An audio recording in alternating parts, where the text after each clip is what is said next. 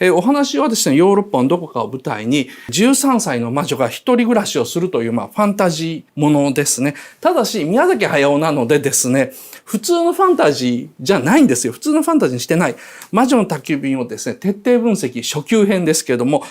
今回のテーマはですね、普通のファンタジーじゃないという部分を掘り返そうと思います。魔女の宅急便、普通じゃない3要素。時代はなんと現代です。これね、ウィキペディアとかで見るとね、いろいろ書いてるんですけども、現代なんですね。で、2番目、黒猫じじが話せる理由、話せなくなる理由。これもやっぱ普通のファンタジーではないところですね。3、映像のみで説明する設定がすごく多いと。だから、セリフを見るとね、すごいごまかされるんですね。まず一番上から行きましょう。舞台はなんと現代なんですけれども、宮崎駿によるとですね、舞台は2度の世界大戦を経験していないヨーロッパということです。第一次世界大戦も第二次世界大戦もなかった世界なんですね。科学とか技術の発達がもうちぐはぐなんですよ。例えば劇中にモノクロのテレビが出てくるんですけどもですね、そのテレビも結構普及してるんですね。だから1960年代ぐらいだろうという人もいればですね、走ってる自動車は1920年代っぽいんですよ。で、空を飛んでるのが1940年代ぐらいの飛行機とかですね、飛行船なんですね。で、街を歩く人々のファッション、これがですね、1980年風なんですね。それも当たり前で、宮崎駿が直接ヨーロッパの住んでる人たちの服装とかですね、風俗の参考にしたのが1988年。つまり、この映画を作る前の年にですね、ヨーロッパ旅行行った時の取材記録を元にしてるからなんですけども。で、なんで僕はこれを現代っていうふうに言ったのかと。現代っていうのは正確に言えばアニメ公開の1989年なんですけどもですね、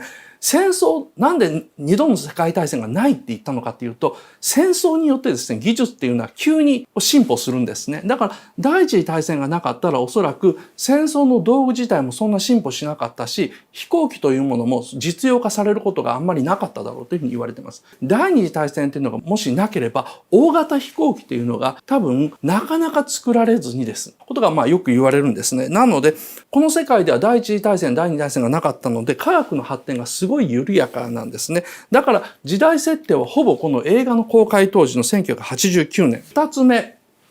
黒猫じじが話せる理由なんですけども、いろんなことが書いてるんですけども、映像的な伏線を読み取らないとちょっとわかりにくいんですね。宮崎駿特有の暗号もあるので、こっちはちょっと次回のですね、中級編に譲ろうと思います。三つ目、今日話すのはこの三つ目ですね。映像のみでしか説明しない設定が多すぎる。もう本当に多すぎるんですけど、具体例を、じゃあ紹介しましょう。例えば、キキがですね、旅立った夜ですね、満月の夜にですね、生まれ故郷を旅立つんですけども、ほうきで空を飛んでるとですね、先輩の魔女と出会うんですね。先輩のかなり美人なですね、森本浩二さんがキャラクターデザインした先輩、1年先輩だから、1歳年上ですね、魔女とですね、一緒に飛んでるところです。キキはですね、先輩の魔女からですね、占いをやってる。あなたなんか得意なことあるの？私は占いをやってるわっていうふうに言われる。で、そのキキはすごい感心するんですね。この先輩ですね、キキよりかなり魔法が上手でですね、キキは例えば反動なしに飛べないんですよ。つまり、この魔女を見つけた時も魔女に近づこうとして、先輩魔女に近づこうとして、体を左へ傾ける。傾けないと進路が変えられないんですね。飛行機みたいに。で、傾けた瞬間に一回、ほうきの高度がガクンと落ちて、そこからぐわっと上がりながら魔女に近づくと。つまり、動作が大げさでないとですね、キキは方向転換できないんです。しかし、この先輩の魔女はですね、じゃあねって言ってキキと別れるときに、足首だけクイッと伸ばすんですよね。ほうきにまたがってて足首だけクイッと伸ばすことでですね、この魔女はシュッと予備動作なしにですね、キキみたいに力を入れずにそのままシュッとほうきが上昇して、で、キキの反対側に回り込んで、あなたも頑張ってねって言いながらですね、自分の街へ降りていくシーンがあるんですけども、このですね、その飛ばし方のうまさですね。この先輩割といい人ですね、あなたも頑張ってって声をかけるんですけども、自分の街に降りていくその美人の先輩をキキはいいなというふうに憧れるんです。この辺はセリフでわかる展開なんですけれども、しかしですね、この先輩の魔女が今修行している街っていうのがですね、絵で出てきます。これが絵だけで説明される設定ですね。先輩の魔女がずっとこの後高度を下げて降りていくんですけど、この街です。これ宮崎駿のですね、わかるでしょっていうサインなんですね。街は小さいのに、やたらネオンサインが多い。しかも中央、この部分注目してください。先輩のちょうどほうきのあたりですね。風車にも赤いネオンサインがあります。これ適当な色指定ではないんですよ。絵コンテにもきちんとですね、赤い風車のネオンっていう風に指示があります。世界広しといえどもですね、風車が赤いネオンで輝いている場所、赤いネオンで飾り付けられている風車っていうのはですね、世界中でここしかないんです。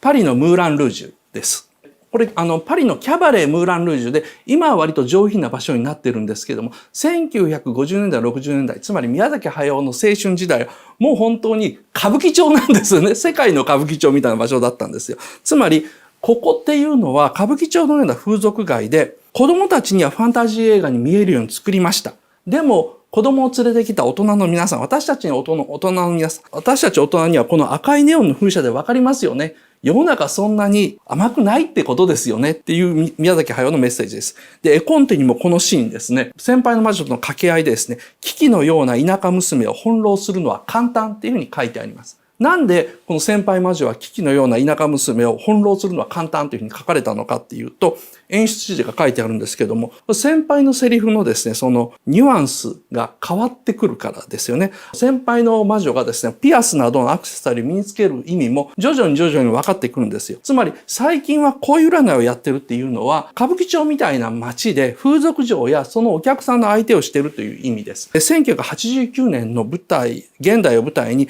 世間知らずのですね、13歳の女の子が都会に出てたった一人で暮らすっていうのは、こういう誘惑とかこういう危険性があることだっていうふうに宮崎駿は描いてるんですね。でもそれを子供たちが見てるときは、なんか美人な先輩がいて、彼女はやってるのに、私は大丈夫なのかなというふうに子供が共感するように作られてるんですけれども、ところが大人が見ると、ちょっと待てよ、あんなところに降りていくと。都会で女の子が一人で暮らしてるのはそういうことなのかっていうような二重の意味で取れるように作ってるんですね。その世間知らずの女の子が13歳で田舎から都会に出てきて暮らすと、この意味とか、あとどんな危険があるのかっていうところから宮崎駿は目を離さないんです。ジブリの教科書っていうですね、もうこれ僕がよく使ってるですね、基本的に宮崎駿の作品語る時の基本文献みたいなやつなんですね。これジブリ自体が発行しているですね、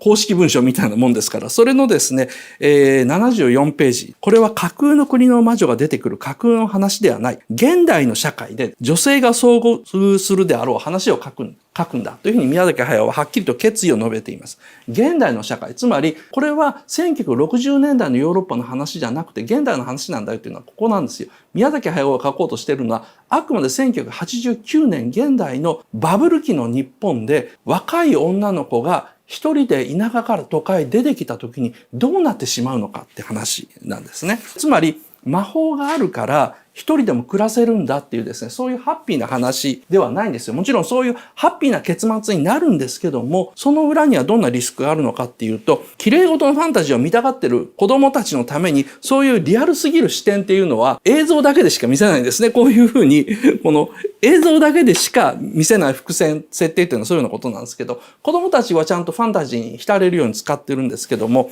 観客が気づくセリフでは占いができるとか、最近はこういう占いもやってるんですけども、子供たちが気づきにくい映像ではですね、この先輩の魔女が、ちょっと綺麗な魔女が歓楽街というか風俗街に降下していく、降りていくところを描くんですね。つまりその落ちていく先輩の魔女っていうのをものすごいゆっくりと見せているんですよ。で、それに対してキキが全く気づかずに憧れて見ているっていうような、そういう視点で見せているんですね。